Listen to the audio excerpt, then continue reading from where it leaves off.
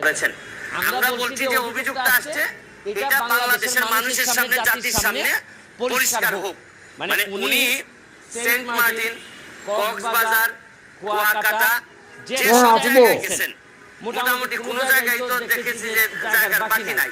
ওই আমাদের এখানে আগে অনেকদিন আগে হইতো যে খুব শক্তিশালী মানুষ যে এলাকাতেই যাইতেন একটা করে বউ রেখে আসতেন, একটা করে বিয়ে করতেন। আর আমি ওনারে দেখতেছি যে উনি যে জায়গায় গেছেন মাশাআল্লাহ সম্পদের মালিক হইছেন। তাই এটা আমার কাছে মনে হয়েছে যে এটা একটা ইনকোয়ারি করে প্রপারলি আমাদের কাছে আসা উচিত। দুদক বলো যে উনি বলতে পারেন, উনি একটা ফেসবুকে লাইভ করে বলে দিলেন, তাতে তো আর এটা হবে না। এই জন্য আমি দুদককে অ্যাপ্লিকেশন দিয়ে গেলাম।